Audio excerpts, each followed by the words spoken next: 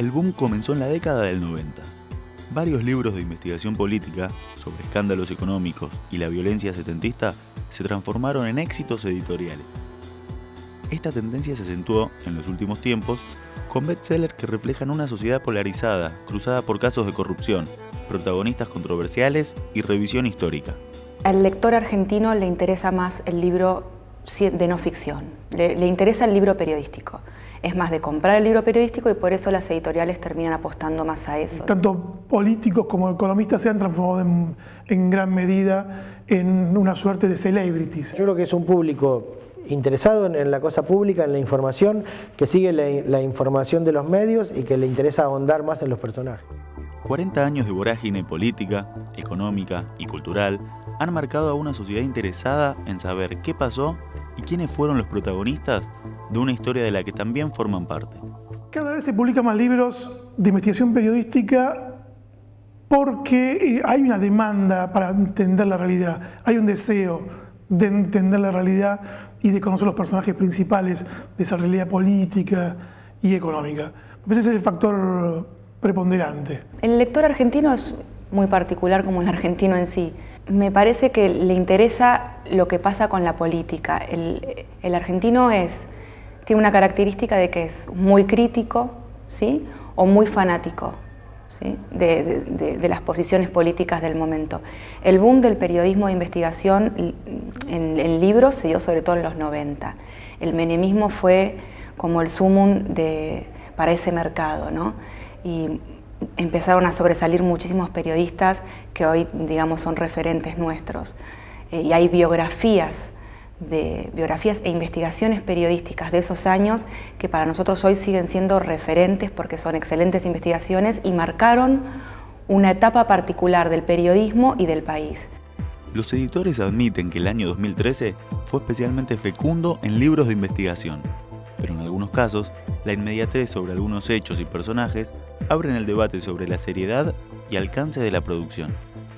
Creo que lo que domina en este momento en el tema de los libros de investigación es lo que llaman el instant book, que es una oportunidad dada por un acontecimiento político importante, elecciones, y la necesidad de tener un libro en 3 meses o en 4 meses sobre el personaje descollante.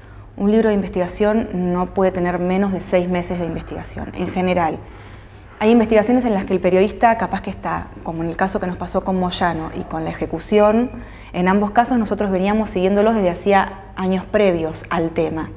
Nunca nos habían puesto a escribir un libro sobre el tema, pero veníamos investigando desde hacía años. Es imposible hacer un libro de calidad y profundidad en 6 meses. Es imposible.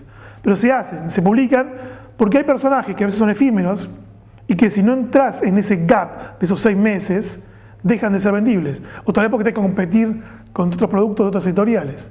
Con lo cual hay un sistema de producción que conspira contra la calidad periodística.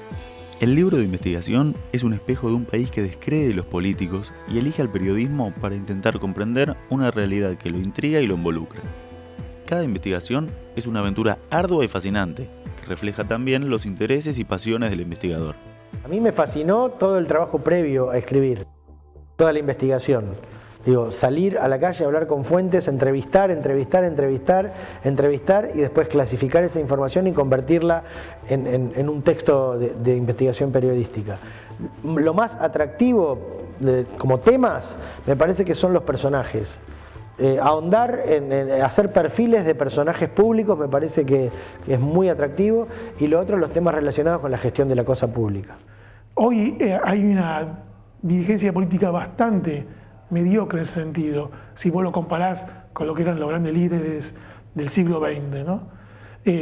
Con lo cual, en lo personal, me seducen más historias, momentos de historia, que personajes de la vida contemporánea. Yo prefiero los libros que tienen que ver más con lo policial, con los casos policiales, que muchas veces terminan revelando también mucho que tiene que ver con la política, y los personajes. A mí me interesa investigar todo lo que tiene que ver con el poder y cómo el poder cambia a la sociedad.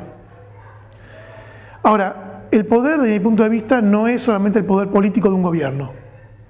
Me da la impresión que muchos periodistas piensan en el poder solamente desde el gobierno. Y eso me parece que es una forma limitada, pobre y superficial de entender el poder. Este boom editorial se contrapone con otra realidad. En el año 2003, Néstor Kirchner firmó el Decreto de Acceso a la Información Pública, cuya aplicación está hoy bloqueada. 30 años de democracia no han sido suficientes para que el sistema político argentino reconozca este derecho. Me parece que la información pública y el acceso a la información pública es enemiga de la corrupción.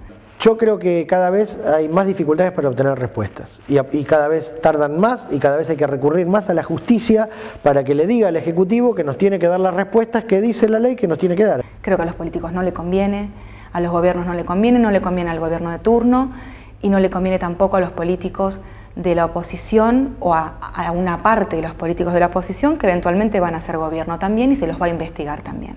Yo diría que los obstáculos para acceder a la información son los mismos de siempre. El poder siempre busca ocultar la información que no le conviene. En el mundo del periodismo se cuenta que todo profesional ansía protagonizar un caso resonante de investigación. El más célebre fue Watergate, impulsado por The Washington Post.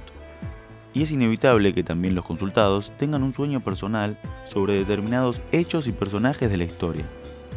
A Colón y a Napoleón. Yendo a la historia moderna, más contemporánea, me parece que la era de Kennedy fue una era interesante. Hay eventos que quedaron sin esclarecer en la historia mundial. Creo que uno de los más llamativos es el asesinato de Kennedy y otros hechos alrededor que también quedaron sin esclarecer. Había ¿no? una vinculación con la muerte de Marilyn Monroe o no, digamos. Esas historias hollywoodenses que me parece que tienen que ver también con la realidad, que no se pudieron nunca investigar a fondo. Creo que, por ejemplo, qué pasó realmente con el atentado de las Torres Gemelas también es algo que quedó tapado por versiones oficiales del gobierno de Bush. Me hubiese gustado entrevistar a Mahatma Gandhi, hasta un mafioso de Chicago.